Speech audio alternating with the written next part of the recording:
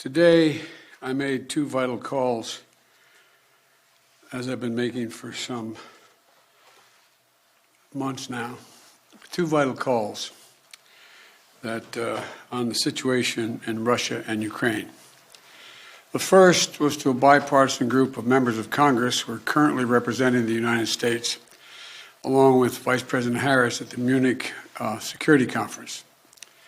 The second was the latest in a series of calls over the past many months with the heads of state of our NATO allies and the European Union, to bring them up to date on what the United States thinks is the current state of affairs and what's likely to happen in Ukraine in the coming days, to ensure that we continue to remain in lockstep, that is, the European Union and NATO. Despite Russia's efforts to divide us at home and abroad, I can affirm that has not happened. The overwhelming message on both calls was one of unity, determination, and resolve. I shared with all of those on the calls what we know about a rapidly escalating crisis in Ukraine.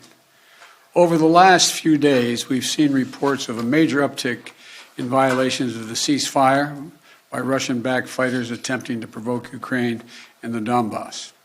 For example, a shelling of a Ukrainian kindergarten yesterday, which Russia has falsely asserted was carried out by Ukraine.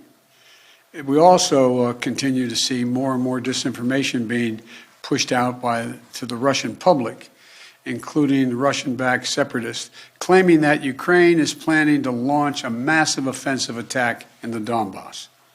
Well, look, there is simply no evidence to these assertions, and it defies basic logic to believe the Ukrainians would choose this moment, with well over 150,000 troops arrayed on its borders, to escalate a year-long conflict.